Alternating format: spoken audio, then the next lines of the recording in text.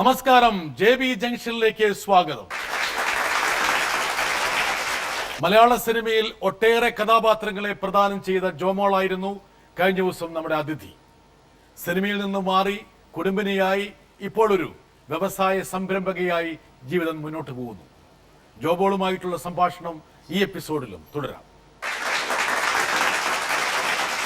പിന്നെ ആ സെറ്റിലേക്കുള്ള വരവെങ്ങനെയാണ്? അങ്ങോട്ട് മാറി എനിക്ക് ഭയങ്കര ടെൻഷനായിരുന്നു. കാരണം അതുവരെ ചോദിച്ചോ അല്ല, അതുവരെ നമ്മൾ ഓക്കെ ഫൈനൽ റീടേക്ക് ഒക്കെ എടുത്തു കഴിഞ്ഞാൽ കുഴപ്പമില്ലാന്ന് വിചാരിച്ചു. പിന്നെ റീടേക്ക് ഒക്കെ എടുക്കുമ്പോൾ ആളുകൾ ഇരിക്കില്ല, ഈ കുട്ടിക്ക് എന്തിനാണ് നാഷണൽ അവാർഡ് കൊടുത്ത് 10 ടേക്ക് ഒക്കെ എടുക്കുന്നുണ്ട്. ആരുടെങ്കിലും ഇൻഫ്ലുവൻസിനൊക്കെ കിട്ടിയതായിരിക്കും, അല്ലാതെ അഭിനയിച്ചിട്ടൊന്നും എല്ലാം കിട്ടും. പിന്നെ എനിക്ക് ഓരോ ഷോട്ട് എടുക്കുമ്പോഴും എനിക്ക് പേടിയായിരുന്നു. അപ്പം അതായിരുന്നു അവാർഡിന്റെ ഒരു ഭാരം. അവാർഡിന്റെ ആദ്യത്തെ ഒരു കറണ്ട് പാസ് ചെയ്ത് അവിടെയായിരുന്നു എനിക്ക് പഞ്ചാബി ഹൗസ്. പക്ഷെ അന്ന് ഞാൻ പറഞ്ഞില്ലേ, അത് കഴിഞ്ഞിട്ട് ഒരു 1-2 മണിക്കൂർ എടുത്തു എനിക്കത് സിങ്ക് ചെയ്യാൻ. എന്താ പിന്നെ സെറ്റിലോട്ട് പത്രങ്ങൾ വരുന്നു, TV അന്നധികം ചാനലല്ലേ, പത്രങ്ങൾ വരുന്നു, ഇന്റർവ്യൂസിന്. അപ്പോഴാണ് ഇങ്ങനെ സിങ്ക് ചെയ്യുന്നത്. നമുക്ക് പെട്ടെന്ന് ചില കാര്യങ്ങൾ കേൾക്കുമ്പോൾ നമുക്ക് അക്സെപ്റ്റ് ചെയ്യാൻ ഒരു പാടല്ല, അക്സെപ്റ്റ് ചെയ്യാൻ ഒരു എന്താ പറയാ, ഒരു സമയം എടുക്കുമല്ലോ. അത് മനസ്സിലെടുത്ത് പരിവപ്പെടുത്തണം. കാരണം ഇതൊക്കെ ഒരുപക്ഷെ അവിശ്വസനീയമെന്ന് തോന്നുന്ന കാര്യങ്ങൾ. അതാ ഞാൻ പറഞ്ഞില്ലേ, നമ്മളൊന്നും എക്സ്പെക്ട് ചെയ്യാതെ തന്നെ ദൈവം നമ്മളെ ഓരോ പടിയായിട്ട് ഉയർത്തിക്കൊണ്ടുവരും. ആദ്യം വടക്കൻ വീരഗാഥ, അനഘ, അങ്ങനെ പടങ്ങൾ നമ്മളത് ആലോചിച്ചിട്ട് പോലില്ല. പിന്നെ ഒരുപാട് കാലങ്ങളുടെ ഗ്യാപ്പിന് ശേഷം എന്നെ സ്വന്തം ജാനകിക്കുട്ടി ദൈവമായിട്ട് വിളിച്ചോണ്ട്, അല്ലെങ്കിൽ ഞാൻ ഈ പ്രൊവിഡൻസ് കോളേജിൽ പഠിക്കുന്ന ആരുമായിട്ട് ഒരു കണക്ഷനും വെക്കാത്ത എന്നെ വന്ന് ഇന്ന ദൈവം ഇങ്ങനെ തരില്ലേ നമ്മുടെ കയ്യിലേക്ക് ചില കാര്യങ്ങൾ, നമ്മൾ അത് ചെയ്ത് അതിനോട് അനുബന്ധമായിട്ട് ഇതുപോലെ ആ വർഷം ഒരുപാട് സിനിമകൾ ജോമോളെ തേടി വന്നല്ലേ? ഒരുപാട് 98 അല്ലേ? ഇവൻ പഞ്ചാബി ഹൗസൊക്കെ വലിയ സൂപ്പർ ഹിറ്റ് ആയ പടമാണ്. പഞ്ചാബി ഹൗസൊക്കെ 365 ദിവസം ഓടിയ പടങ്ങൾ. നോക്കട്ടെ, നമുക്ക് നോക്കാം. ഈ സമയത്ത് ഫ്രൈഡ് റൈസ്, ചിക്കൻ കഴിച്ചോണ്ടിരുന്ന സമയം ഇങ്ങനെ ഇടയ്ക്കിടയ്ക്ക് പറഞ്ഞ് കുത്തേണ്ട ആവശ്യമില്ല. അതാ ഞാൻ ആദ്യം തന്നെ പറഞ്ഞു, ഞാൻ കഴിക്കായിരുന്നു. വലിയ ക്ലൈമാക്സ് സീനൊക്കെ കാണുമ്പോൾ ജോമോൾ എന്താ ചിന്തിക്കുന്നത്? അയ്യോ, ഇത് സത്യം പറഞ്ഞ ലാസ്റ്റ് ഇതില് അഭിനയിക്കേണ്ടതായിട്ട് എനിക്കായിരുന്നു കൂടുതലുണ്ടായിരുന്നത്. ഈ ഒരു സീനില് എനിക്ക് നല്ല ടെൻഷനായിരുന്നു. അതെ, ഇത് എന്നെടുക്കും. അപ്പൊ പറയും ഇന്ന് പറ്റില്ല, ഇന്ന് നമുക്ക് മറ്റെടുക്കാൻ പറയുമ്പോൾ ഒരു സമാധാനം, ഇന്നത്തെ ദിവസം സമാധാനം, ഇനി നാളെ ടെൻഷൻ അടിച്ചാൽ മതിയല്ലോ എന്ന് വിചാരിക്കും. പക്ഷെ ഈ സമയത്തായിരുന്നു ആ അവാർഡ് പറഞ്ഞത്. ഈ സീൻ എടുക്കുന്നതിന് മുമ്പായിരുന്നു. അതെ, ഇത് 2-3 ദിവസമായിട്ട് എടുത്ത സീനാണ്, ഒരു വലിയ ലെങ്തി സീനാണ്. അപ്പം ഈ സമയത്ത് ഞാൻ പറഞ്ഞില്ല, ഞങ്ങൾ എല്ലാ ആർട്ടിസ്റ്റുകളും ഉണ്ട്. ആ സമയത്താണ് അവാർഡിന്റെ ഇത് പറഞ്ഞത്.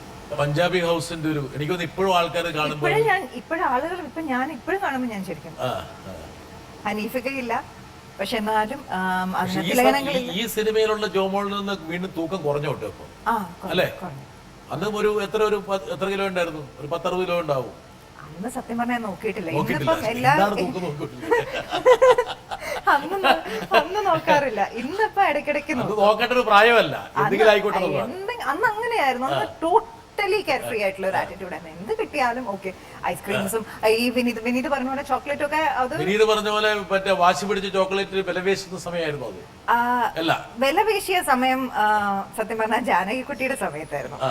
എനിക്കെന്നും അത് ഞാനും ഹരിഹരൻ സാറും തമ്മിലൊരു ബെറ്റ് ഉണ്ടായിരുന്നു. ബെറ്റ് എന്ന് പറഞ്ഞു കഴിഞ്ഞാൽ എനിക്ക് തോന്നുന്നത് എനിക്ക് ഇന്ന് ആലോചിക്കുമ്പോൾ സാർ അത് എന്നിൽ ഒരു കോൺഫിഡൻസ് ഉണ്ടാക്കാൻ വേണ്ടിയിട്ടുള്ള ഒരു ശ്രമമായിരുന്നിരിക്കാം. കാരണം ഷൂട്ടെല്ലാം തുടങ്ങി കുറച്ചൊക്കെ കഴിഞ്ഞ് കഴിഞ്ഞപ്പോൾ നമുക്ക് സാറിന്റെ ലെവലും പണ്ടത്തെ പോലെ ആ ചിരിയും കളിയും സാറിൻ്റെ അടുത്ത് പറ്റില്ല. കാരണം സാറ് രാവിലെ 8 മണിക്ക് സെറ്റിൽ വരും. 8 മണിക്ക് സെറ്റിൽ വരുമ്പോൾ നമ്മൾ അന്നത്തെ ദിവസം സീനുള്ള എല്ലാവരും അതിനു മുൻപെത്തി മേക്കപ്പ് ചെയ്ത് ഇരിക്കണം. സാർ എത്തിക്കഴിഞ്ഞാൽ പിൻ ഡ്രോപ്പ് സൈലൻസ് ആണ്. ഞാൻ ആ സ്കൂളിൽ നിന്നാണ് ഞാൻ സത്യം പറഞ്ഞാൽ വന്നത്. അപ്പൊ ഇന്നും എനിക്ക് വണ്ടി വെയിറ്റിംഗ് ആണ്, അല്ലെങ്കിൽ ഡയറക്ടർ ഷോട്ടിന് വെയിറ്റ് ചെയ്യുന്നു എന്നൊക്കെ പറയുമ്പോൾ എനിക്ക് ഇന്നല്ല ഞാൻ അത് കഴിഞ്ഞിട്ട് അഭിനയിക്കുമ്പോഴും എനിക്ക് നല്ല ടെൻഷൻ. എനിക്ക് ഡയറക്ടറെ വെയിറ്റ് ചെയ്യിപ്പിക്കരുത്, സെറ്റിൽ അധികം സംസാരിക്കുന്നത്. ആ ഒരു കാരണം ആ ഒരു സ്കൂളിൽ നിന്നാണ് ഞാൻ വന്നത്. ഹരിഹരൻ സാർ അങ്ങനെയാണ് പഠിപ്പിച്ചത്. ഒരു ഡിസിപ്ലിൻ ഉണ്ട്.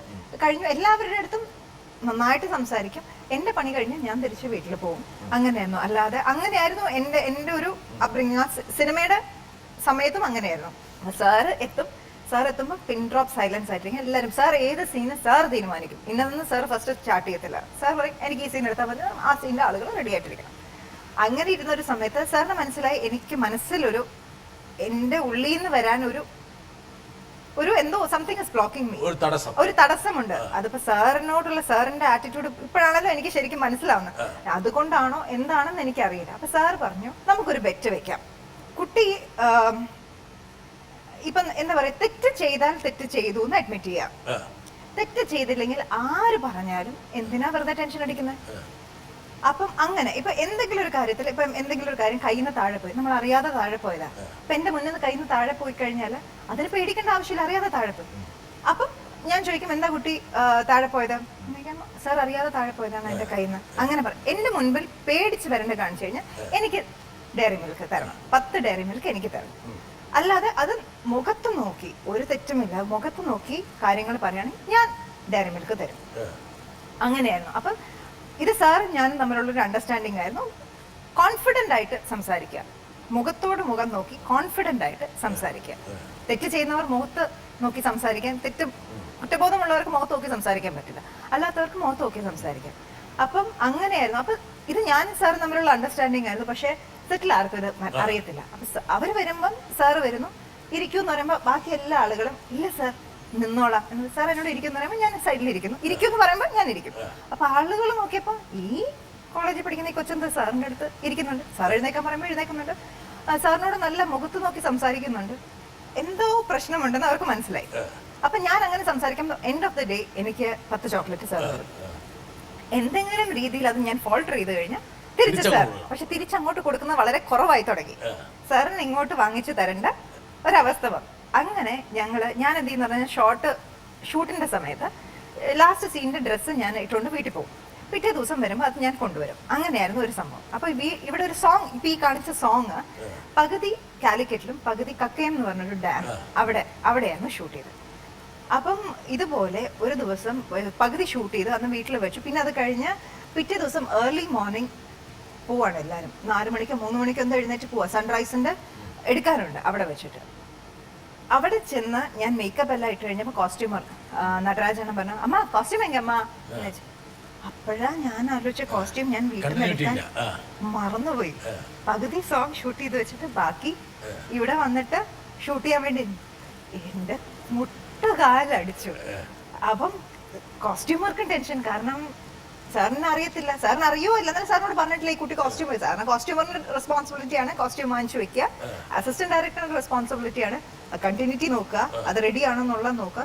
ഇതൊന്നും ഇല്ലാതെ ഞാൻ എന്റെ പുറത്തൊരു വിശ്വാസത്തിൽ അവര് എന്നെ ഇത്രയും ദിവസമുള്ള വിശ്വാസത്തിൽ തന്നു വിടുന്നതാണ്. എനിക്കും അങ്ങ് വരയ്ക്കാൻ തുടങ്ങി. അവിടെ എല്ലാം ലൈറ്റ് എല്ലാം ചെയ്ത് റെഡി ആയിട്ടിരിക്കുക രാവിലെ എല്ലാവരും. സാർ ഇങ്ങനെ ഞാനപ്പം അമ്മ തന്നെ വന്ന് പറഞ്ഞാൽ മതി, എന്നെ അതിനകത്ത് ഇടപെടുത്തരുന്നു കോസ്റ്റ്യൂമർ. എനിക്കെന്ത് പറയണമെന്ന് അറിയത്തില്ല. ഇത്രയും കാലം സാറങ്ങ് ആലറിക്ക് ഞാൻ കേട്ടിട്ടുണ്ട്, ബെൽറ്റിന്റെ ബക്കിളിന്റെ കണ്ടിന്യൂറ്റി തെറ്റിയിട്ട് പോലും സാർ ബാക്കപ്പ് പറഞ്ഞിട്ടുണ്ട് പണ്ട്.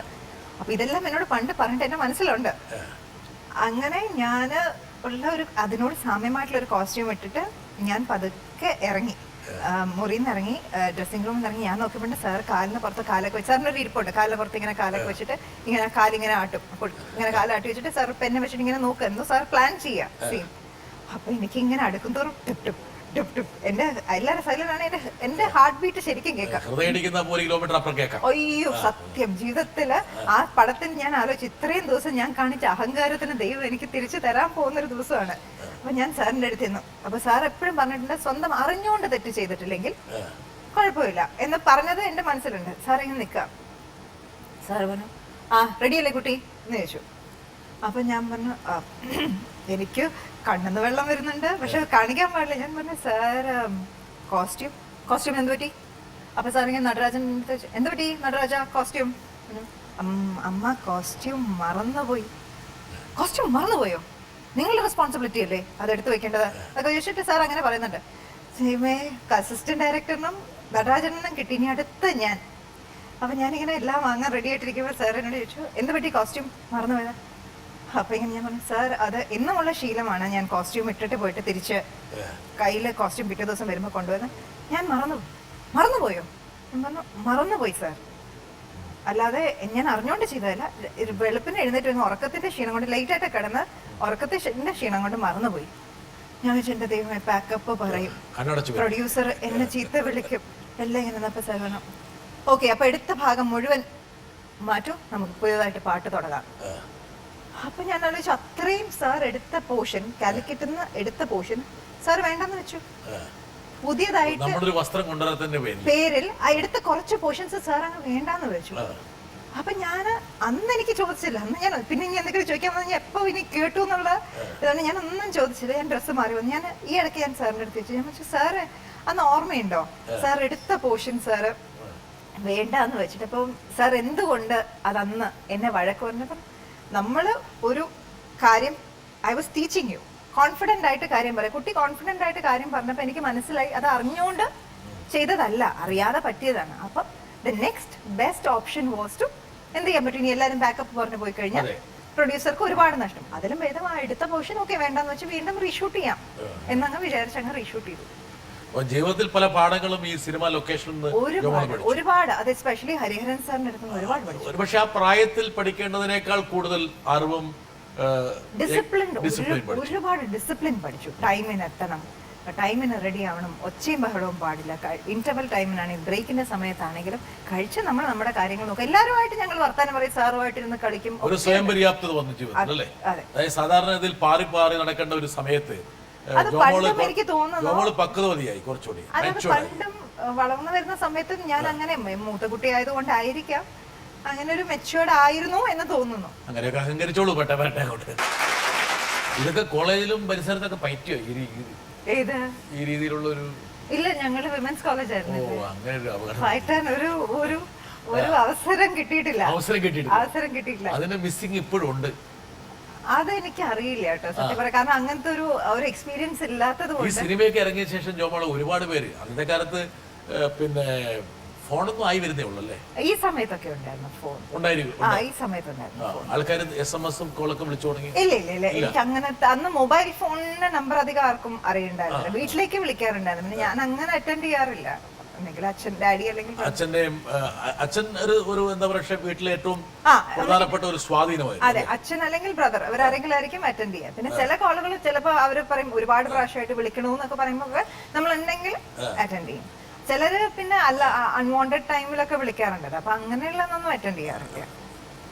അങ്ങനെ എനിക്ക് തോന്നുന്നു അന്ന് മയിൽപ്പീലിക്കാവിന്റെ സമയത്ത് എന്നെ എടുത്തതിന്റെ എല്ലാ ദേഷ്യവും ഇപ്പം മുഖത്ത് കാണുന്നുണ്ട്. ഇതാ ഫ്രൈഡ് റൈസ് ഒക്കെ തിന്നിരുന്ന സമയമായിരുന്നു. ഈ സിനിമകളിലൊക്കെ ഈ പറഞ്ഞ ഡാൻസ് നമ്പേഴ്സ് ഒക്കെ കുറച്ചുകൂടെ ഫാസ്റ്റ് നമ്പേഴ്സ് ഒക്കെ ആയി വരുന്ന ഒരു സമയമായിരുന്നു. ഡാൻസ് ഒക്കെ പഠിച്ചിട്ടുണ്ടല്ലോ? ഞാൻ സരസ്വതി ടീച്ചറിന്റെ അടുത്ത് ഡാൻസ് പഠിച്ചിട്ടുണ്ട്. ഞാൻ 3 വയസ്സുള്ള ടീച്ചറിന്റെ അടുത്ത്. അതൊക്കെ സിനിമയിൽ കുറച്ചും കൂടി ഒരുപാട് ടൈമിങ്ങിനും നമുക്ക് ഡാൻസിനും എല്ലാത്തിനും ഒരുപാട് ഹെൽപ്പ് ചെയ്തിട്ടുണ്ട്. സരസ്വതി ടീച്ചറിന്റെ സ്റ്റുഡന്റ് ആണ് ഞാൻ ചെറുപ്പത്തിലേ തൊട്ട്. ഞാൻ വേണം അന്നത്തെ ഒരു വലിയൊരു ഹിറ്റ് പാട്ട് കാണിച്ചു തരാം. ദിലീപിന്റെ കോപ്രായം കണ്ട് അറിയാതെ ചിരിച്ചു പോയതായിരിക്കും. അതെ എനിക്ക് ഭയങ്കര പ്രയാസമായിരുന്നു ചിരി കൺട്രോൾ ചെയ്യാൻ. പഞ്ചാബി ഹൗസിന്റെ സമയത്തൊക്കെ എനിക്ക് ഭയങ്കര പ്രയാസമായിരുന്നു ചിരി. അതും ദീപസ്തംഭ മഹോത്സവത്തിലൊക്കെ ഇവരെല്ലാം ഷോർട്ടിന്റെ സമയത്താണല്ലോ പല കാര്യങ്ങളും ചെയ്യാം.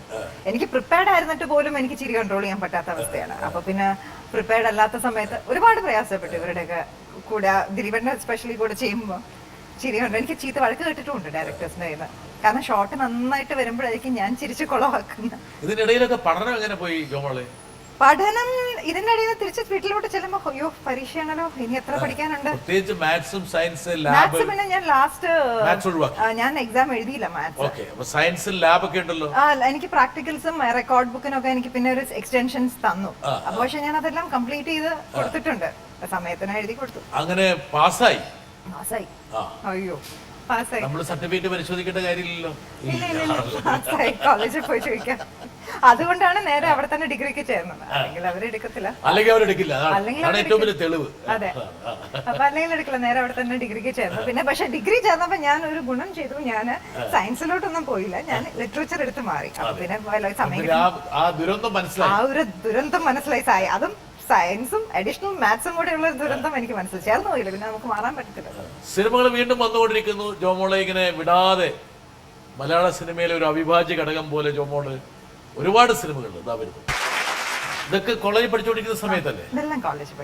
അപ്പം കോളേജിലെ ഏറ്റവും പ്രധാനപ്പെട്ട ഒരു എന്താ പറയാ വിദ്യാർത്ഥിനിയായിട്ട് ജോമോൾ മാറിയത് ഏറ്റവും പ്രധാനപ്പെട്ടത് അറിയില്ല. സെന്റർ ഓഫ് അട്രാക്ഷൻ ഒരു എല്ലാ കാര്യങ്ങൾക്കും കോളേജിന്റെ എല്ലാ കാര്യങ്ങൾക്കും ഞാൻ ഹെൽപ്പ് ചെയ്യുമായിരുന്നു. എന്നോട് ചോദിക്കുന്ന എല്ലാ കാര്യങ്ങൾക്കും, ഇപ്പം പ്രത്യേകിച്ച് ആർട്ട് അത് സംബന്ധമായിട്ടുള്ള കാര്യങ്ങൾ, ചില കാര്യങ്ങൾ കൊറിയോഗ്രാഫി ചെയ്യാനുണ്ടാവും, അങ്ങനെയുള്ള കാര്യങ്ങൾക്കും, അതുപോലെ കോളേജിലെ സോൺ യൂത്ത് ഫെസ്റ്റിവൽസിനൊക്കെ അങ്ങനെയെല്ലാം പങ്കെടുക്കുമായിരുന്നു. അതിലൊക്കെ എനിക്ക് ഭയങ്കര ഇൻട്രസ്റ്റ് ആയിരുന്നു. ക്ലാസ് കട്ട് ചെയ്തിട്ടുള്ള എല്ലാ പരിപാടികൾക്കും എനിക്ക് ഇൻട്രസ്റ്റ് ആയിരുന്നു. യഥാർത്ഥത്തിൽ എനിക്ക് തോന്നുന്നു വിദ്യാഭ്യാസ കാലഘട്ടത്തിൽ ഒരു കലയോട് ചേർന്ന് നിന്നുകൊണ്ട് അതിന്റെ എല്ലാ ഗുണവും പറ്റിയും എന്നാൽ ഈ പറഞ്ഞ പോലെ പിന്നെ പഠനത്തിൽ യാതൊരു വീഴ്ചയും വരുത്താതെ മുന്നോട്ട് പോകാൻ കഴിഞ്ഞു. പഠനത്തിൽ വീഴ്ച വരുത്താം എന്നല്ല, എനിക്ക് പിന്നീട് നമ്മള് തിരിച്ചു ചെല്ലുമ്പോൾ ഒരു മടിയായിരുന്നു. ഇനി തിരിച്ചിനി ഇതെല്ലാം ഇരുന്ന് വായിച്ചിരുന്ന് എഴുതുന്ന പരീക്ഷ എന്ന് പറയുന്നത് പണ്ടത്തെ പോലെ ഒരു ബേർഡൻ ആയല്ലോ എന്ന് ഞാൻ ആലോചിച്ചിരുന്നു. കാരണം തിരിച്ചു ചെല്ലുമ്പോൾ നമുക്കുണ്ടല്ലോ, നമുക്കൊന്ന് റിലാക്സ് ചെയ്താൽ മതി എന്നായിരിക്കും. തിരിച്ചു ചെല്ലുമ്പോഴായിരിക്കും നാളെ പരീക്ഷ തുടങ്ങും, പിന്നെ ഇരുന്ന് ഈ ബുക്കെല്ലാം ഇരുന്ന് വായിക്കണ്ടേ. അപ്പം കഴിവതും ഞാൻ വീഴ്ച വരുത്താൻ ശ്രമിച്ചിട്ടില്ല. പക്ഷെ എന്നാലും ശരിക്കും പറഞ്ഞാൽ ഇതിന്റെ ഈ തിരക്കിനിടയിലൊന്നും അടിച്ചുപൊളിച്ച് ജീവിക്കാൻ പറ്റിയിട്ടില്ല. തിരിച്ചു ചെല്ലുമ്പോൾ കോളേജ് എനിക്ക് ഇഷ്ടമായിരുന്നു. കോളേജ് പഠിത്തം, അയ്യോ ഇനി എനിക്ക് പഠിക്കാനുണ്ടല്ലോ എന്ന് നമ്മളെപ്പോഴും ആലോചിക്കില്ല. തിരിച്ചെന്ന് ഇനി എത്ര പഠിക്കാനുള്ള 2 മാസം കൂടെയുള്ളൂ. ഇന്ന് ഒരുപക്ഷെ ജോമോളെ തിരിച്ച് റീമൈൻഡ് ചെയ്ത് അങ്ങോട്ട് വിടുവാണെങ്കിൽ എന്ത് മാറ്റമായിരിക്കും ഒരുപക്ഷെ അവിടെ ഉണ്ടാക്കുമായിരിക്കും. സിനിമയുണ്ട്, കോളേജുണ്ട്. അന്ന് ഇത് രണ്ടും വലിയ ടെൻഷനായിരുന്നു. എന്നുവെച്ചാൽ ഒബ്ലിഗേഷനാണ്, സിനിമയോടുള്ള ഒബ്ലിഗേഷൻ ഉണ്ട്, പഠിത്തത്തോടുള്ള ഒബ്ലിഗേഷൻ ഉണ്ട്, വീടുണ്ട്, എല്ലാം ഉണ്ട്. ഇപ്പോഴതൊക്കെ ഇപ്പം നോക്കുമ്പോൾ, തിരിഞ്ഞു നോക്കുമ്പോൾ അന്ന് അനുഭവിച്ച ടെൻഷനൊക്കെ വെറുതെ ആയിരുന്നു, ആവശ്യമില്ല. അത് സത്യമാണ്. കാരണം 10ാം ക്ലാസ് പഠിക്കുമ്പോൾ എല്ലാവരും പറയും 10ാം ക്ലാസ് ആണ് ജീവിതത്തിലെ ഏറ്റവും വലിയത്, അതാണ് നമ്മുടെ ജീവിതം നിർണ്ണയിക്കാൻ പോകുന്നത്. പക്ഷെ നമ്മൾ 10ാം ക്ലാസ് പഠിച്ച് പാസ്സായി കഴിയുമ്പോഴാണ് അതൊന്നുമല്ല ഇമ്പോർട്ടൻ്റ്. അത് 11ാം ക്ലാസ്സിലേക്ക് കയറാനുള്ള ഒരു ചവിട്ടുപടി മാത്രം. പിന്നെ പറയും 11th കംപ്ലീറ്റ് ചെയ്യണം, 11th ഭയങ്കര ഇമ്പോർട്ടൻ്റ് ആണ്. 12th അത്ര ഇല്ലെങ്കിൽ 11th ഭയങ്കര. 11th കഴിയുമ്പോഴും 12th കഴിയുമ്പോഴും പ്രീ ഡിഗ്രി ഫസ്റ്റ് ഇയർ കഴിയുമ്പോൾ പ്രീ ഡിഗ്രി കഴിയുമ്പോഴും ഡിഗ്രി കഴിയുമ്പോഴും എല്ലാം ഇത് തന്നെയാണ് പറയാം. ഇപ്പൊ നമ്മൾ തിരിഞ്ഞു ആലോചിക്കുമ്പോൾ ഇതൊന്നും ഇത്രയും ടെൻഷൻ എടുക്കണ്ട, അതെ. ഇന്ന് ചിലപ്പോ ഞാൻ തിരിച്ചു പോയിരുന്നെങ്കിൽ കുറച്ചും കൂടെ ഒരു റിലാക്സ്ഡ് ആയേനെ. സിനിമയിലാണെങ്കിൽ ഇപ്പം ഓരോന്ന് കാണുമ്പോ ഞാൻ അതൊക്കെ ഞാൻ എന്തൊക്കെ കാണിച്ചു വെച്ചത്. നമ്മുടെ സ്വന്തം മോന്തയൊക്കെ കാണുമ്പോഴേ അയ്യോ, എന്റെ മക്കൾ എന്റെ പടം അധികം കണ്ടിട്ടില്ല. എപ്പോഴെങ്കിലും ഒന്ന് ചാനൽ ഫ്ലിക്ക് ചെയ്ത് അത് വന്നാ ഞാൻ അപ്പം മാറ്റും. അവർ വീട്ടിൽ നിന്ന് ഇറങ്ങി പോകുന്നു വിചാരിച്ചിട്ടാണ്. അവര് വീട്ടിൽ നിന്ന് ഇറങ്ങി പോകും. ചിലപ്പോ അവരവിടെ ഇരുന്ന് കരയുമായിരിക്കും. അതുകൊണ്ട് ഈ ചില പിള്ളേരുടെ എന്ന് പറഞ്ഞ് കരയത്തില്ലേ നമ്മളെ കാണുമ്പോ. കാരണം ഞാൻ ആലോചിക്കും, ഇപ്പം ഞാൻ അങ്ങോട്ട് കുറച്ചുകൂടെ ഡ്രസ്സിനും മേക്കപ്പിനും നമ്മുടെ എക്സ്പ്രഷൻസ് ഒക്കെ മാറ്റാമായിരുന്നു. കുറച്ചുകൂടെ ഒന്ന് നാച്ചുറൽ ആവായിരുന്നു. ഇത്ര അഭിനയിക്കേണ്ട ആവശ്യമില്ലായിരുന്നു എന്ന് ഇപ്പൊ തോന്നുന്നു. ഓരോ രംഗങ്ങൾ കാണുമ്പോൾ ഇത് തന്നെയാണ് ജോമോടെ മുഖം ഓരോ വരുമ്പോഴൊക്കെ എന്തൊരു അല്ലേ. അയ്യോ സത്യം, ഞാൻ അതൊക്കെ എന്ത് മേക്കപ്പ് എന്താ ഞാൻ ഈ കാണിച്ചു വെച്ചേക്കുന്നത്. ഇപ്പൊ അല്ല, അന്ന് അറിയില്ലായിരുന്നു. പക്ഷെ ഇന്ന് ഞാൻ കാണില്ല എന്റെ സിനിമകൾ. ജോമോളെ ഇപ്പോഴും അങ്ങനെയാ. എന്താ കാരണം വെച്ചാൽ ഇപ്പോൾ ആരോ പറഞ്ഞ പോലെ പ്രേം നസീറിന്റെ രംഗം കണ്ട ആൾക്കാർ ചിരിക്കുമ്പോൾ അതിന് ഓരോ ഘട്ടത്തിൽ അങ്ങനെ സിനിമകൾ പാസ് ചെയ്തുകൊണ്ടേയിരിക്കും. ആ കാലഘട്ടത്തിന് അനുയോജ്യമായിട്ടുള്ള ഒരു രീതിയിലാണ് നമ്മൾ. അതല്ല, ഇതിപ്പോ കാലഘട്ടത്തിന് അനുയോജ്യമായിട്ടുള്ളതാണോന്ന് അറിയില്ല. പക്ഷെ ഞാൻ ആലോചിക്കുകയായിരുന്നു, ഞാൻ എന്തോ ഈ കാണിച്ചു വെച്ചത് എന്നെനിക്കിപ്പോ തോന്നുന്നു. ഇങ്ങനെയാണോ അഭിനയിക്കേണ്ടത്? ചിലപ്പോ ഇന്ന് ചിലപ്പോ കിട്ടിയാൽ കുറച്ചും കൂടി ബെറ്റർ ആക്കാമായിരുന്നു. നമ്മുടെ അപ്പിയറൻസ് എല്ലാത്തിലും. ഈ ഫ്രൈഡ് റൈസ് ഒന്നും ഇങ്ങനെ കഴിക്കാൻ. ഏത് രംഗമാണ് പിന്നെ ജോമോൾക്ക് ഏറ്റവും ചമ്മൽ പ്രദാനം ചെയ്ത രംഗം? അങ്ങനെ ഒരുവിധ എല്ലാ രംഗങ്ങളും എനിക്ക് എന്നെ എന്തൊരു സത്യസന്ധതയാണ് ജോമോൾക്ക് ജീവിതത്തിലുള്ളത്. അത് ജീവിതത്തിലും അങ്ങനെയാണ്. അല്ല സത്യം, ഒരുവിധ എല്ലാം ഇപ്പൊ നിറമെല്ലാം കാണുമ്പോ ഞാൻ ആലോചിക്കും, ദൈവമേ ഞാൻ എന്തൊക്കെ കാണിച്ചു വെച്ചിരിക്കുന്നത്, കുറച്ചും കൂടെ ഒരു നാച്ചുറാലിറ്റി വരുത്താമായിരുന്നു എന്നാലോചിച്ചു. ജോമോളുടെ അടുത്തൊരു കുടുംബ സുഹൃത്തിനെ, നമുക്കെല്ലാം വേണ്ടപ്പെട്ട നമ്മുടെയൊക്കെ സുഹൃത്തായിട്ടുള്ള ഒരാളെ കൊണ്ടുവരട്ടെ. സിനിമയിൽ എൻ്റെ ആദ്യകാലം, ഒരുപക്ഷെ എൻ്റെ കുട്ടിക്കാലം, ആ സമയത്താണ് ശരിക്കും കുഞ്ഞായിരുന്ന ജോമോളെ ആദ്യമായി കാണുന്നത്. വളരെ കൗതുകമുള്ള ചില മുഖങ്ങളുണ്ടാവും അല്ലേ. നമ്മൾ മോഹൻലാലിനെ കുറിച്ചും അങ്ങനെ പറയും. വടക്കൻ വീരഗാഥയുടെ ഷൂട്ടിങ്ങിന് ഒരു പ്രൊസഷനാണ്, പല്ലക്കിലിരുത്തി കൊണ്ടുപോകുന്നതിൻ്റെ കുട്ടിക്കാലത്ത് എങ്ങനെ സംഭവിച്ചു, അത് പിന്നെ ജോമോൾ വളർന്ന് മാധവിയായി കഴിഞ്ഞ് അതേ പല്ലക്കിൽ മാധവി ഇരുന്നുള്ള ഷോട്ടുകൾ, മുന്നിൽ ഏട്ടൻ എന്ന നിലയ്ക്ക് ആരോമൽ ചേകവരായി ഞാൻ നടക്കുന്നത്, എൻ്റെ കുട്ടിക്കാലം ചെയ്ത, എനിക്ക് തോന്നുന്നു ആ കുട്ടിയുടെ പേര് സോജൻ എന്നാണെന്ന് തോന്നുന്നു, ഡോക്ടറാണ് ഇപ്പോൾ. അപ്പോൾ വിനീത് കുമാർ, ഇവരെല്ലാം ഉണ്ട് ആ രംഗം എടുക്കുന്നത്. നല്ല ചുട്ടുപൊള്ളുന്ന വെയിലത്താണ്, മെയ് മാസത്തിലോ മറ്റോ ആണ്, തൃത്താലയിലാണ്. MT അദ്ദേഹത്തിൻ്റെ നാടിനടുത്ത് തന്നെയാണ് ഇത് ഷൂട്ട് ചെയ്തിരുന്നത്. അപ്പോൾ അന്നൊക്കെ ഷോട്ടിൻ ഇടയ്ക്ക് ഒരു സൗഹൃദം പങ്കിടുന്നതിലാണ് ഞാൻ എൻ്റെ കുട്ടിക്കാലം സിനിമയിൽ എന്ന് ഞാൻ പറഞ്ഞത്. ചെറിയ ആൾക്കാരുമായിട്ട് ഭയങ്കര അടുപ്പമാണ്, ഇപ്പോഴും അങ്ങനെ തന്നെയാണ്. ആ നിലയ്ക്ക് തുടങ്ങിയ ഒരു ബന്ധം എന്ന് പറയുന്നത് ഇപ്പോഴും എൻ്റെ വീട്ടിൽ എൻ്റെ കുടുംബത്തിൻ്റെ ഭാഗമായി അത് തുടർന്നുകൊണ്ടേയിരിക്കുന്നു. ഇതിനിടയ്ക്ക് വളരെ രസകരങ്ങളായ ഒരുപാട് സംഭവങ്ങൾ ഉണ്ടായിട്ടുണ്ട്. ഒരുപക്ഷെ ഞാനത് പറയുമ്പോൾ ഒരു നേര് നിറഞ്ഞ ടെക്സ്റ്റ് ചിലപ്പോൾ ഇതിനിടയ്ക്കൊക്കെ ഞാൻ കാണാത്ത സംഭവിച്ച പല കാര്യങ്ങളുമുണ്ട്. ഒരു ഒളിച്ചോട്ടം തന്നെയാണ് പ്രധാനമായിട്ട് നടന്നത്. അന്ന് ഞാൻ ഈ ദമ്പതിമാരെ പോലീസ് നെറ്റിൽ കുടുക്കാൻ വേണ്ടി കോഴിക്കോട് എയർപോർട്ടിൽ ഇമിഗ്രേഷൻ വഴിയും അവിടുത്തെ പോലീസ് വഴിയും എല്ലാ റെയിൽവേ സ്റ്റേഷനിലും ഇൻഫർമേഷൻ കൊടുത്ത് പിടിപ്പിക്കാൻ ഞാൻ അന്ന് ശ്രമിച്ചിരുന്നു. പക്ഷേ എനിക്ക് അന്നും ജോമോളുടെ അമ്മ വിളിച്ച് പറഞ്ഞത് ഒരു ചന്ദ്രശേഖര പിള്ള മോളെ തട്ടിക്കൊണ്ടുപോയി എന്ന് മാത്രമാണ് പറഞ്ഞത്. ഇതേതാണ് ഈ ചന്ദ്രശേഖര പിള്ള എന്നൊക്കെ പറയുമ്പോൾ നമുക്ക് പെട്ടെന്ന് മനസ്സിലോടിയെത്തുന്നത് ഒരു 55, 60, 70 വയസ്സുള്ള ഒരാളെന്ന് പറയുന്ന ഒരു വിഷ്വലാണ് മനസ്സിലേക്ക് ഓടിയെത്തിയത്. ഈ ചന്ദ്രശേഖർ പിള്ള എന്ന് പറയുന്ന ചന്തു എൻ്റെ വീട്ടിലെ സന്ദർശകനായിരുന്നു. ചന്തുവിൻ്റെ ഒരു ബന്ധുവായ ദീപ്തി എൻ്റെ അച്ഛൻ്റെ ഏറ്റവും അടുത്ത സുഹൃത്തിൻ്റെ മകളാണ്. ആ വഴിക്ക് ഇവിടെ വന്നിട്ടുണ്ട്, ജോമോൾ ഇവിടെ ഉള്ളപ്പോൾ വന്നിട്ടുണ്ട്. പക്ഷേ ഈ ബന്ധം ഞങ്ങൾക്ക് ആർക്കും അറിയില്ലായിരുന്നു. അത് വളരെ രസകരമായ ഒരു സംഭവമാണ് ഞങ്ങളുടെ ജീവിതത്തിൽ എന്ന് പറയുമ്പോഴും അത് അത്ര രസകരമായ ഒരു സംഭവമായിരുന്നില്ല ഒരുപക്ഷെ ജോമോളുടെ കുടുംബത്തിലെ ഒരു അന്തരീക്ഷത്തിലേക്ക് അങ്ങനെ ഒരു ഒളിച്ചോട്ടം ചെന്ന് കയറിയത്. തീർച്ചയായിട്ടും ജോമോൾ അതിന് വളരെ വിശദമായൊരു മറുപടി. എനിക്കും എൻ്റെ കുടുംബത്തിനും അതിലൊരു പങ്കുമുണ്ടായിരുന്നില്ല. പക്ഷേ ഇന്ന് അവരുടെ ഒരു ദാമ്പത്യ ജീവിതത്തിൻ്റെ നല്ല നടപ്പിൽ തീർച്ചയായിട്ടും എൻ്റെ കുടുംബത്തിന് പങ്കുണ്ട്. അവർ തിരുവനന്തപുരത്ത് വന്നാൽ എൻ്റെ വീട്ടിലാണ് താമസിക്കുന്നത്. ആർജ എനിക്കിട്ട് ഒരുപാട് പാര വെച്ചിട്ടുണ്ട്. കാണുന്ന കുട്ടികളോടെല്ലാം പറയും, സുയമാമിൻ്റെ അടുത്ത് പോലെ കെട്ടിപ്പിടിച്ച് ഞെക്കി ഉമ്മ തരും. ആർജയും മറുപടി പറയേണ്ടി വരും.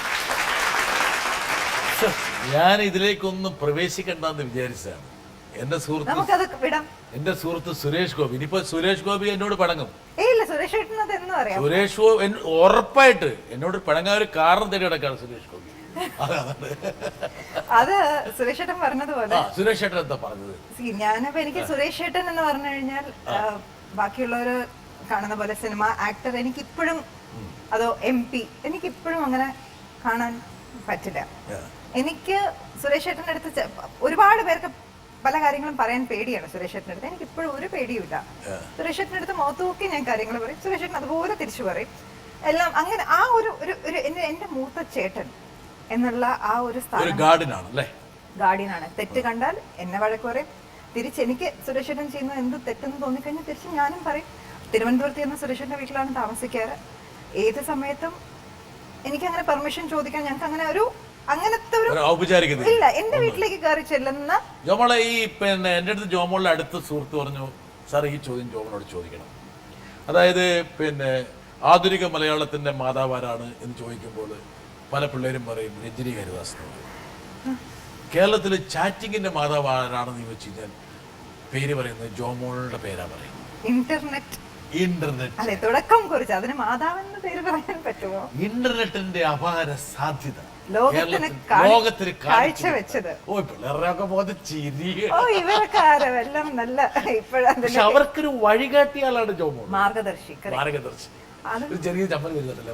ഇല്ല, എനിക്ക് അഭിമാനമാണ്. എന്തെങ്കിലും ഒരു കാര്യം എന്നെ കൊണ്ട് തുടങ്ങാൻ സാധിച്ചല്ലോ എന്നാലോചിച്ചിട്ടുള്ള ഒരു അഭിമാനമാണ്. ഈ ചന്ദ്രശേഖര പിള്ള എന്ന് പറഞ്ഞ ചന്തു, സത്യം ചന്ദ്രശേഖര പിള്ള എന്നൊക്കെ കേൾക്കുമ്പോ ഒരു അതല്ലേ സുരേഷ് ഗോപി പറഞ്ഞു 70 വയസ്സുള്ള ഒരു കളവൻ ജോമോളെ തട്ടിക്കൊണ്ടു പോയതാണ്. അങ്ങനെയാണ് സുരേഷ് ഗോപി പല പോലീസ് സ്റ്റേഷനിൽ വിളിച്ചിട്ട് ഈ തട്ടിക്കൊണ്ടുപോയ ജോമോളെ അതെ എന്നെ വിളിക്കുമ്പോ നിന്റെ നായരോടെ ചോദിക്കും. അങ്ങനെയാണ് ചോദിക്കാം, നിന്റെ നായരോടെ എന്നാ ചോദിക്കാം.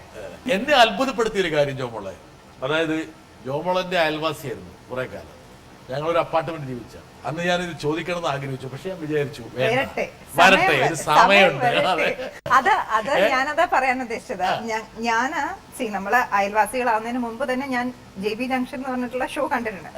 അന്ന് ഞാൻ ആലോചിക്കും, എന്തൊരു ഭയങ്കരൻ, ഇങ്ങനെയും എന്റെ മനസ്സിൽ സത്യം പറഞ്ഞ വന്ന വാക്ക് നോ ഒഫൻസ് മെൻ. ഓ, ഈ കാലമാടന്റെ കയ്യിൽ കിട്ടുന്ന ആളുകൾ എങ്ങനെയാണ് അവർക്ക് ഇങ്ങനെ നോ ഒഫൻസ് മെൻ. ഓക്കെ, അപ്പൊ എനിക്കിതിനോട് തിരിച്ചു അതാണ് എനിക്കറിയാം. ഇതിനെ തിരിച്ച് ഞാൻ ജെന്യുവൻ ആയിട്ട് പറഞ്ഞതാണ്, സത്യസന്ധമായിട്ട് പറഞ്ഞതാണ്. അപ്പൊ ഞാൻ പറഞ്ഞു, ദൈവമേ, എങ്ങനെ ആർക്കെങ്ങനെ ധൈര്യം വരുന്നു ഇയാളുടെ മുൻപിൽ ഇരിക്കാൻ എന്ന് ഞാൻ ആലോചിച്ചിട്ടുണ്ട്. ടു ബി ഓണസ്റ്റ്, ഞാൻ ആലോചിച്ചിട്ടുണ്ട്. അത് മനസ്സിലായത് എപ്പോഴാണ്? നമ്മള് അയൽവാസികളായി കഴിഞ്ഞിട്ടാണ്. അപ്പൊ ഞാൻ ആലോചിച്ചു, അത് ചിലപ്പോ എന്റെ കാഴ്ചപ്പാടിൽ വന്ന് എനിക്ക് ഞാൻ മിസ്അണ്ടർസ്റ്റാൻഡ് ചെയ്തതായിരിക്കാം. അതെയോ? പക്ഷേ ചന്ദ്രശേഖര പിള്ള 70 വയസ്സുകാരനായിരുന്നു എന്ന് സുരേഷ് ഗോപി തന്നെയാണ്. ഇല്ല, ജെനുവിൻലി ഞാൻ പറയുന്നു. കാരണം ഞാൻ 3rd ഫ്ലോറിലും സാർ 5th ഫ്ലോറിലും ആയിരുന്നു താമസിച്ചത്. അപ്പൊ അങ്ങനെ അന്ന് നമ്മൾ ലിഫ്റ്റിലാണ് ഇടയ്ക്ക് കാണാറ്, അല്ലെങ്കിൽ എന്തെങ്കിലും സാർ ഇറങ്ങി വണ്ടിയിൽ കയറി പോകുന്ന സമയത്തായിരിക്കും ഞാനും പോവാറ്. അങ്ങനെ കണ്ട് നമ്മൾ ശരിക്കും വർത്താനം പറയും. അപ്പോഴാണ് ഞാൻ ഉദ്ദേശിക്കുന്ന പോലെ പുലിയല്ല, എന്തൊരു പാവമാണ് ഈ മനുഷ്യൻ, അത്രയൊന്നും വിചാരിച്ചിട്ടില്ല. പക്ഷെ അത് മാറ്റാനുള്ള ഒരു ഉദ്ദേശമായിരുന്നു.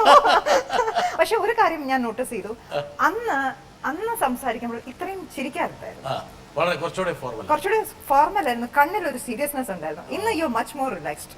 ഇന്നല്ല, ഇപ്പം ഓഫ് ലേറ്റ്. എന്റെ സ്വഭാവത്തിൽ വന്ന ഒരുപാട് മാറ്റങ്ങളെ ജോമോളൊക്കെ നിരീക്ഷിച്ചുകൊണ്ടിരിക്കും. അങ്ങനെ ഞാൻ നല്ല കാര്യങ്ങൾ നിരീക്ഷിക്കുകയാണ്. അപ്പൊ എനിക്ക് തോന്നി, ഐ ഡോണ്ട് നോ, ജനറലി എനിക്കറിയില്ല, എനിക്ക് അങ്ങനെ തോന്നി. കണ്ണിന് കുറച്ച് പവർ കുറഞ്ഞുകൊണ്ടിരിക്കുക എന്തോ. പക്ഷെ കണ്ണിലൊരു തെളിച്ചം, മുഖത്ത് ഒരു പ്ലസന്റ് ആയിട്ടുള്ള, എനിക്ക് ഇത്രയൊക്കെ സൂപ്പിടാൻ പറ്റുള്ളൂ. എനിക്കിതിൽ കൂടുതൽ സൂപ്പിടാൻ. അപ്പൊ ഞാൻ പറയാൻ ഉദ്ദേശിച്ചത് ആ ധാരണ, ആ താങ്കളെ കുറിച്ചുള്ള നല്ല മനുഷ്യനാണ്, പാവമാണെന്നുള്ള ധാരണ വീണ്ടും എനിക്ക് നിലനിർത്തിക്കൊണ്ട് പോകണമെന്ന് ആഗ്രഹമുണ്ട്. അപ്പോൾ സുരേഷ് ഗോപി പറഞ്ഞത് ചാറ്റിങ്ങിന്റെ മലയാളത്തിൽ ചാറ്റിങ്ങിന്റെ മാതാവാണ് നമ്മുടെ ജോമോൾ. ഇത് എങ്ങനെ ഈ വിദ്യ പഠിച്ചിട്ടില്ല, എന്നെ കമ്പ്യൂട്ടർ ആരും പഠിച്ചിട്ടില്ല. ഇപ്പം എന്റെ ഹസ്ബൻഡ് പറയും, മൊബൈൽ ഫോൺ നിനക്ക് തന്നെ എന്തെങ്കിലും ഒരു പ്രശ്നമുണ്ടെങ്കിൽ ആരെങ്കിലും എന്റെ അടുത്ത് വന്ന് അതെന്താ ചെയ്യേണ്ടതെന്ന് ചോദിച്ചു കഴിഞ്ഞാൽ ഞാൻ ചെയ്യുമ്പോൾ അത് ശരിയായിട്ട് വരുന്നു. അതെങ്ങനെയെന്ന് ചോദിച്ചാൽ എനിക്കറിയില്ല. അതെങ്ങനെയെന്ന് ചോദിച്ചു കഴിഞ്ഞാൽ എനിക്കറിയില്ല. നിങ്ങളുടെ ആരുടെങ്കിലും മൊബൈൽ ഫോൺ കേടാവുകയാണെങ്കിൽ ഇവിടെ എന്റെ ഹസ്ബൻഡ് പറയും, നിനക്കൊരു ഷോപ്പ് ഇട്ട് തന്ന് നിന്നെ അവിടെ ഇരുത്താം, നീ ഒരുപാട് കാശുണ്ടാക്കും, എന്തെങ്കിലുമൊക്കെ കാര്യങ്ങൾ എങ്ങനെയാ ശരിയാവുന്നതെന്ന് എനിക്കറിയില്ല. അപ്പൊ അന്ന് ഷൂട്ട് കഴിഞ്ഞ് വന്ന് ഇങ്ങനെ, അന്ന് പബ്ലിക് ചാറ്റ് ആയിരുന്നു ഉണ്ടായിരുന്നത്. ബേസിക്കലി പബ്ലിക് ആയിട്ട് ചാറ്റ് ചെയ്യും. അപ്പം എനിക്ക് അനുവദിച്ച സമയം, അന്ന് ഡയലപ്പ് കണക്ഷൻ ആയിരുന്നു, ഈ ടെലിഫോണിൽ നിന്നുള്ള കണക്ഷൻ ആയിരുന്നു. അപ്പം താഴെ വല്ല ആവശ്യത്തിന് വീട്ടിൽ നിന്ന് ഫോൺ വിളിക്കാൻ എടുക്കുമ്പോഴേക്കും ഈ എന്നുള്ള ഒച്ച കേൾക്കുന്നത്, ഈ നമ്മൾ കണക്ഷൻ മാറ്റി കുത്തും. അപ്പൊ ചീത്ത കേൾക്കും, ഏത് നേരം ഇന്റർനെറ്റിലാണോ എന്നൊക്കെ ചോദിക്കും. അപ്പൊ അങ്ങനെ കിട്ടുന്ന വളരെ ആരും കാണാറില്ല ആ ഒരു സമയത്ത് ചാറ്റ് ചെയ്യുമായിരുന്നു. അത് അങ്ങനെ വന്നു. പിന്നെ അത് പ്രൈവറ്റ് ചാറ്റായി. പബ്ലിക് ചാറ്റ് എന്ന് പറയുമ്പോൾ എനിക്കറിയില്ല. ടു ബി ഓണസ്റ്റ്, ഞാൻ ചന്ദ്രശേഖർ പിള്ള എന്ന് പറയുന്ന ഒരാള് എൻ്റെ അടുത്ത് സംസാരിക്കുന്ന രീതി, ചില കാര്യങ്ങൾ ചെയ്യും. അതിപ്പം ഞാൻ എന്താ പറയാ, ഒരു സിനിമയുണ്ട്, അർച്ചന കവി, ഉർവശി ചേച്ചി, മുകേഷ് ചേട്ടനൊക്കെ അഭിനയിച്ച, യെസ് എക്സാക്ട്ലി. അപ്പൊ അതിനകത്തൊരു ഇൻവിസിബിൾ മാൻ ഉണ്ടായിരുന്നു, സുരേഷ് ഗോപി. അപ്പം എന്റെ അടുത്ത് സംസാരിക്കുന്ന, ഞാൻ പ്രോബ്ലങ്ങളോ അങ്ങനത്തെ സംഭവങ്ങളല്ല, ജനറലി സംസാരിക്കുമ്പോൾ എനിക്ക് അത് എന്റെ കാഴ്ചപ്പാട്, ചില കാര്യങ്ങളെ കുറിച്ചുള്ള എന്റെ കാഴ്ചപ്പാടുകൾ മാറ്റി തന്ന ഒരു ആളായിരുന്നു. എക്സാക്ട്ലി, അജ്ഞാതനല്ല, പേര് ചന്ദ്രശേഖർ. പക്ഷേ ചന്ദ്രശേഖർ എന്നാണ്, അത് കറക്റ്റ്. ഏജോ ഒന്നും പറഞ്ഞിട്ടില്ല, ഞാൻ അങ്ങോട്ട് ചോദിക്കാനും പോയിട്ടില്ല, സംസാരിച്ചു. പക്ഷെ സംസാരത്തിൽ റെസ്പോണ്ട് ചെയ്യുന്ന രീതി കണ്ടപ്പോൾ ഒരു പ്രായമായ മനുഷ്യൻ, കുറെ ഒരുപാട് അനുഭവജ്ഞാനമുള്ള മനുഷ്യൻ എന്നുള്ള രീതിയിലായിരുന്നു. അപ്പൊ ഞാന് ഗ്രാൻഡ് പാ എന്നായിരുന്നു വിളിച്ചോണ്ടിരുന്നത്. കാരണം അത്രയും അനുഭവജ്ഞാനവും പറഞ്ഞു തരുന്ന രീതികളും ഒക്കെ അങ്ങനെയായിരുന്നു ഞാൻ വിളിച്ചോണ്ടിരുന്നത്. അപ്പൊ ഗ്രാൻഡ് പാ എന്ന് വിളിച്ചോണ്ടിരുന്ന സമയത്ത് വളരെ ലിമിറ്റഡ് ആയിരുന്നു. പിന്നെ അത് ഇമെയിലായി. ഇമെയിൽ എന്ന് പറയുമ്പോൾ അവർക്ക് ഷിപ്പിൽ നിന്ന് അനുവദിക്കുന്ന മെയിലുകൾ, ആ ഷിപ്പിലാണ്, ഞാൻ ഇങ്ങനെയാണ് ഷിപ്പിൽ വർക്ക് ചെയ്യുന്നു എന്ന് പറയും. അന്നും ഇന്നും എന്റെ ഒരു സ്വഭാവം എന്ന് വെച്ചാൽ ഞാനൊന്നും കിഴിഞ്ഞ് ചോദിക്കത്തില്ല. എവിടെയാണ് ജോലി, എന്താണ് പഠിച്ചത്, അപ്പൊ ഇപ്പൊ എവിടെയാ, ഞാനൊന്നും ചോദിക്കില്ല. ഞാൻ അങ്ങോട്ട് ചോദ്യങ്ങൾ വളരെ കുറവാണ്. അപ്പൊ ഷിപ്പിലാണ് ജോലി എന്നറിയാം. അപ്പൊ എന്നോട് ചോദിച്ചു ഞാൻ ഇങ്ങനെ പഠിക്കുകയാണെന്ന് പറഞ്ഞു. അപ്പൊ ഞാനിങ്ങനെ അപ്പൊ എന്താണ് പഠിക്കുന്നത് അങ്ങനെ. അപ്പൊ ഞാൻ അഭിനയിക്കുന്നു എന്ന് പറഞ്ഞു. അന്ന് മലയാളിയാണെന്ന് പറഞ്ഞിട്ടില്ല ആള്. അപ്പൊ മലയാളം ബാക്ക്ഗ്രൗണ്ട് ഉണ്ട്, കാരണം അച്ഛനും അമ്മയും മലയാളികളാണ്. പക്ഷെ എനിക്ക് മലയാളം അറിയത്തില്ല. ഇപ്പോഴും സംസാരിച്ചല്ലോ, അപ്പൊ എനിക്കും മലയാളം അധികം അറിയത്തില്ല. മലയാളം പറയും, നന്നായിട്ട് പറയും, പക്ഷെ ഈസ് കംഫർട്ടബിൾ വിത്ത് ഇംഗ്ലീഷ്. അപ്പം എന്നിട്ട് അപ്പൊ അങ്ങനെ സംസാരിച്ചു. അപ്പം വേറെ ഒരു ഷിപ്പിൽ നിന്ന് വരുന്ന ഒരു ഇമെയിൽ ഐ ഡിന്നാണ് വരുന്നത്. ഇപ്പൊ ഞാൻ അങ്ങോട്ട് തിരിച്ചയക്കുമ്പോഴും വളരെ കുറച്ചേ എനിക്ക് ഇമെയിൽ ചെയ്യാൻ പറ്റത്തുള്ളൂ, കാരണം അത് ഇവരുടെ മെയിൻ ആളത് വായിച്ചു കഴിഞ്ഞിട്ട് ഫോർവേഡ് ചെയ്തത്. അങ്ങനെയാണ് അത് ഫോർവേഡ് ചെയ്യുന്നത്. ആൻഡ് ഒരുപാട് ലെങ്ത് ആയി കഴിഞ്ഞു കഴിഞ്ഞാൽ പറ്റത്തില്ല, ആ ഷിപ്പിലോട്ട് ചെല്ലാൻ പറ്റത്തില്ല മെയിൽ. അങ്ങനെ വളരെ കുറച്ച് അവരുടെ ഒരു ഷിപ്പിന്റെ ഒരു ഇമെയിൽ നിന്നാണ് വരുന്നത്. അങ്ങനെ ഡെയിലി സംസാരിക്കുമായിരുന്നു. അങ്ങനെ സംസാരിച്ച് എനിക്കെന്തോ ഒരുപാട് ഇഷ്ടം തോന്നി. എത്ര പ്രായം എന്നൊന്നും എനിക്കറിയില്ലായിരുന്നു. പക്ഷേ ജോമോള, ഇതിനിടയ്ക്ക് നമ്മുടെ ഈ ഷോയുടെ ഒരു ഡയറക്ടർ കൂടിയായിട്ടുള്ള എം രാജീവ്, അയാൾ ഇതിനൊരു വിദഗ്ധനാണ്. അപ്പൊ അയാൾ പറഞ്ഞു ഇങ്ങനെയുള്ള ചാറ്റിംഗ് തുടങ്ങുന്നതിന് മുമ്പ് ASL എന്നുള്ള റൂളുണ്ട്. അതായത് ഏജ്, സെക്സ്, ലൊക്കേഷൻ, ഈ മൂന്നെണ്ണം നമ്മൾ ഡിക്ലെയർ ചെയ്യണം. അങ്ങനെയുള്ള ഉണ്ടായിരുന്നു. ഇല്ല, അന്ന് പ്രൈവറ്റ് ചാറ്റ് അല്ല, പ്രൈവറ്റ് ചാറ്റിൽ നമ്മൾ എല്ലാവരും പുള്ളി പോർട്ടൽ വരുമ്പോ ഈ പ്രൈവറ്റിലായിട്ട് പബ്ലിക് ചാറ്റ് ഉണ്ടാവുമല്ലോ, എല്ലാ ആൾക്കാരും ഇങ്ങനെ കയറി ഇറങ്ങി അങ്ങനെ ചാറ്റ് ചെയ്ത് കഴിഞ്ഞിട്ട് പ്രൈവറ്റ് ആണും പെണ്ണും ആണെന്നുള്ളത് അപ്പോഴേ അറിയാം. ഞാൻ ഇന്ന ആളാണെന്നും ഞാൻ മീഡിയയിലാണെന്നും സിനിമയിലാണെന്നും പറഞ്ഞു, പക്ഷെ എന്നെ അറിയില്ല. മലയാള സിനിമ അപ്പോൾ നിങ്ങൾ ഒരു ഇഷ്ടം വന്നു തുടങ്ങി? ഇല്ല, ഇഷ്ടം എന്ന സെൻസ് ഒരു ഡിപെൻഡൻസിയും ഇല്ല. ഓക്കേ, പക്ഷെ I use to expect his emails. I use to expect. അപ്പോൾ ഒരു ക്യൂരിയോസിറ്റി ആയിരുന്നു ആ ഇമെയിൽ കാണുമ്പോൾ. സത്യം പറഞ്ഞാൽ ഫസ്റ്റ് ഇമെയിൽ വന്നപ്പോൾ, ആ ഷിപ്പിന്റെ മെയിൽ വന്നപ്പോൾ നോർമൽ ഈ ഇപ്പോൾ ഉള്ള പോലെ അന്നത്തെ പോലെ യാഹു, ഹോട്ട്മെയിൽ എന്നുള്ള ഇമെയിൽ ഐ ഡി അല്ല. ഇപ്പോഴും എനിക്ക് ഓർമ്മയുണ്ട്, പൈസസ് എക്സ്പ്ലോറർ, അതാണ് ഷിപ്പിന്റെ പേര്. പൈസസ് എക്സ്പ്ലോറർ @CO അങ്ങനെ എന്തൊരു വലിയ ഇമെയിൽ ഐ ഡി. അപ്പൊ നോർമലി എന്റെ ഒരു സ്വഭാവം വെച്ചിട്ട് അത് വായിക്കുന്നതിന് മുമ്പ് അത് സ്പാം ആണെന്ന് പറഞ്ഞു ഞാനത് ഡിലീറ്റ് ചെയ്യും. എന്റെ ഒരു എക്സ്പീരിയൻസ്. പക്ഷെ അത് ഔട്ട്ലുക്കിലാണ് എന്റെ മെയിൽ കോൺഫിഗർ ചെയ്തത് കൊണ്ട് മോളിൽ തൊട്ട് താഴെ ഇമെയിൽ അങ്ങ് ഓപ്പൺ ആയി വന്നു. അല്ലായിരുന്നെങ്കിൽ ഔട്ട്ലുക്കിലല്ല, ഞാനിപ്പോ എന്റെ ഒറിജിനലി എന്റെ യാഹൂ മെയിലിൽ പോയിട്ടാണ് ഞാൻ ഓപ്പൺ ചെയ്തെങ്കിൽ ഞാൻ ആ മെയിൽ അപ്പോഴേ ഞാനത് മാറ്ററും കൂടെ താഴെ വന്നതുകൊണ്ട് hi I am so and so now we can shift to email എന്നുള്ള രീതി വായിച്ച്, അല്ലാതെ ഞാനത് ഡിലീറ്റ് ചെയ്തു. സത്യം. പിന്നെ ഞാനത് ഡിലീറ്റ് ചെയ്തായിരുന്നെങ്കിൽ പിന്നെ ഒരിക്കലും നമ്മൾ ചാറ്റില് കാണില്ലായിരുന്നു. അത് ഔട്ട്ലുക്ക് ഉപയോഗിക്കുന്നതുകൊണ്ട് മാത്രം സംഭവിച്ചു. അതെ, അത് ഔട്ട്ലുക്കിലോട്ട് ഈ വലിയ ബന്ധത്തിന്റെ ഒരു ഉത്തരവാദിത്വം ഔട്ട്ലുക്ക് എക്സ്പ്രസ് ആണ്. ഇന്നും എനിക്ക് ഔട്ട്ലുക്ക് എക്സ്പ്രസ് ഉണ്ട്. അപ്പം അങ്ങനെ പരിചയം, അങ്ങനെ സംസാരിച്ചു. പിന്നെ ഞാൻ അങ്ങോട്ട് അയച്ചു. പിന്നെ അപ്പൊ എനിക്ക് പിന്നെ എന്ന് പറയുന്നത് എനിക്കൊന്നും ക്രിപ്റ്റിക് ആക്കാൻ പറ്റത്തില്ല. എനിക്കൊന്നും എനിക്ക് അങ്ങ് വരും. ഞാൻ സംസാരിക്കാൻ തുടങ്ങിയാൽ എനിക്ക് രണ്ട് എക്സ്ട്രീമാണ്. ഇപ്പം ഷെന പറഞ്ഞ പോലെ ഞാൻ എല്ലാവരുടെ വിചാരം ഞാൻ ഇൻട്രോവേർട്ട് ആണ്. സത്യം പറഞ്ഞാൽ എനിക്ക് കംഫർട്ടബിൾ അല്ലെങ്കിൽ ഞാൻ കംഫർട്ടബിൾ ആണെങ്കിൽ നിങ്ങൾ വിസിൽ അടിച്ചിട്ട് എന്നെ നിർത്താൻ പറയുന്നത് ആ രീതിയിൽ. അപ്പം അതാണ് എന്റെ ഒരു ലെവല്. അപ്പൊ ഞാനപ്പം എനിക്ക് ഒന്നില് അപ്പൊ ഇത്ര ലൈനേ പാടുള്ളൂ. അപ്പം അത് ഒരു മെയിൽ അയക്കും, പുറമെ അടുത്ത ഫ്രഷ് മെയിലായിട്ട് വീണ്ടും അതിന് ബാക്കി അയക്കും. അപ്പൊ എന്നോട് പറയും ഇത്രയൊന്നും മെയിൽ അയക്കണ്ട, ഒരു മെയിലൊക്കെ മതി എന്ന് പറയും. അങ്ങനെ സംസാരിച്ച് അപ്പൊ പിന്നെ പതുക്കെ ഞാൻ പറയും ഇങ്ങനെ സിനിമയിലാണ്. അപ്പൊ പുള്ളിക്ക് അറിയില്ല, പുള്ളിക്ക് അന്ന് മമ്മൂട്ടി, മോഹൻലാൽ, സുരേഷ് ഗോപി, ശോഭന, ഇത്ര പേരെ മലയാളത്തിൽ അറിയുള്ളൂ. അപ്പൊ എന്റെ അടുത്ത് പറഞ്ഞിട്ടുണ്ട് Shobhana is my all time favourite actress എന്ന് പറഞ്ഞു. അപ്പൊ ഞാൻ പറഞ്ഞു ഇപ്പൊ ഞങ്ങൾ ഇങ്ങനെയാ എന്നെല്ലാം പറഞ്ഞു. അല്ല, അങ്ങനൊന്നും പറഞ്ഞില്ല. അപ്പൊ ഞാൻ പറഞ്ഞു അറിയില്ല. സത്യം പറഞ്ഞു കഴിഞ്ഞാൽ എനിക്ക് ഭയങ്കര സമാധാനമായി. ഓ, എന്നെ കണ്ടിട്ടില്ലേ, ഈ കോലമല്ലേ കാണുന്നത്, അപ്പൊ എന്നെ കണ്ടിട്ടില്ല എന്ന് എനിക്കൊരു സമാധാനമായി. ഞാൻ പറഞ്ഞു ഓക്കെ. പിന്നെ ഞാൻ പറഞ്ഞു പുതിയ ഒരു ആക്ടറിനെ കുറിച്ച് ഇങ്ങനെ ഷിപ്പിലെ ബാക്കി ആളുകൾ പറഞ്ഞത് കുഞ്ചാക്കോ, അതും സ്പെൽ ചെയ്തത് കറക്റ്റ് ആയിരുന്നില്ല, അങ്ങനെ എന്തോ പറയുന്ന കേട്ടിട്ടുണ്ടെന്ന് പറഞ്ഞു. ഞാൻ പറയാ I am currently doing a film with him. അത് മൈൽപ്പിലിക്കാവ് ചെയ്തിരുന്ന സമയം. I am currently doing a film with him. Okay, അപ്പം മെയിൻ ലെവലിലുള്ള ആക്ട്രസ് ആണ് അല്ലേ, പുള്ളി വിചാരിച്ചു ഞാൻ എക്സ്ട്രാ ആണ്. അപ്പൊ ഞാൻ പറഞ്ഞു അങ്ങനെയും പറയാം എന്ന് പറഞ്ഞു. അങ്ങനെ പറഞ്ഞു കഴിഞ്ഞപ്പോ പുള്ളി പറഞ്ഞു ഞാൻ ഇങ്ങനെ ഞങ്ങൾ പിന്നെ കുറച്ചുകൂടെ ഇപ്പൊ വീട്ടിൽ ആരൊക്കെ ഉണ്ട് അങ്ങനെയുള്ള ആ ഒരു ലെവലിലോട്ട് എത്തി. അപ്പൊ പുള്ളിയെ ഡിസ്ക്രൈബ് ചെയ്തത് എന്ന് പറഞ്ഞു കഴിഞ്ഞാൽ കഷണ്ടി ആണ്, ഡാർക്ക് ആണ്, വല്ലാതെ കഷണ്ടിയാണ്. 30-35 വയസ്സുണ്ട് അന്ന് തന്നെ. പല്ല് ഉന്തിയിട്ടുണ്ട്. അതിപ്പോ എല്ലാം ഇങ്ങനെ ഞാൻ ഇങ്ങനെയെന്ന് പറഞ്ഞാൽ നമ്മൾ മാട്രിമോണിയലിൽ കൊടുക്കുന്ന പോലെ അല്ല പറഞ്ഞത്. ഇങ്ങനെ ഞാൻ മനസ്സിലാക്കിയെടുത്തു. ഇടയ്ക്കുള്ള കോൺവെർസേഷനിൽ ഇങ്ങനെ ഓരോ കാര്യങ്ങൾ വരുമ്പോൾ ഓരോന്ന് പറയുമ്പോൾ എനിക്ക് മനസ്സിലാവും ഓക്കെ തല ഇങ്ങനെ എന്തോ പറഞ്ഞപ്പോൾ പറഞ്ഞു വെയില് തലയിൽ മുടിയില്ല കഷണ്ടി ആയതുകൊണ്ട് പുറത്തോട്ട് ഇറങ്ങിയപ്പോൾ നല്ല വെയിലായിരുന്നു എന്ന് പറഞ്ഞപ്പോൾ എനിക്ക് മനസ്സിലായി ആൾക്ക് കഷണ്ടി ഉണ്ട്. അങ്ങനെ ഓരോ കാര്യങ്ങൾ മനസ്സിലാക്കി. അപ്പോൾ പറഞ്ഞു എന്റെ ചിലപ്പോൾ പറയും എക്സസൈസ് ചെയ്യാൻ പറ്റില്ല, എന്റെ കുടവയറ് കുറയുന്നേ ഇല്ല, ഇപ്പം എന്റെ സൈസ് വാങ്ങിച്ച ട്രൗസേഴ്സ് എല്ലാം മാറ്റണം എന്നൊക്കെ ഇങ്ങനെ പറയുമ്പോൾ ഞാൻ ആൾക്ക് കുടവയറ് ഓരോന്നിങ്ങനെ over the period of time ആണ് ഇങ്ങനെ പറഞ്ഞത്. അപ്പൊ എനിക്കൊരു രൂപം എന്റെ മനസ്സിലുണ്ട്. 5 അടി 2 ഇഞ്ച് പൊക്കം, അദ്ദേഹം 5 അടി 11 5 അടി 2 ഇഞ്ച്. അപ്പൊ പറഞ്ഞു ആണോ, ഞങ്ങളുടെ വീട്ടിൽ എല്ലാവരും ഒന്നിന്റെ മുകളിൽ ഒന്ന് നിന്നാൽ പോലും 5 അടി 5 വരത്തില്ല, എല്ലാവരും ഷോർട്ടാണ് എന്ന് പറഞ്ഞു. അങ്ങനെയെല്ലാം പറഞ്ഞ് ഒക്കെ അപ്പൊ എനിക്ക് മനസ്സിലൊരു രൂപം വന്നു.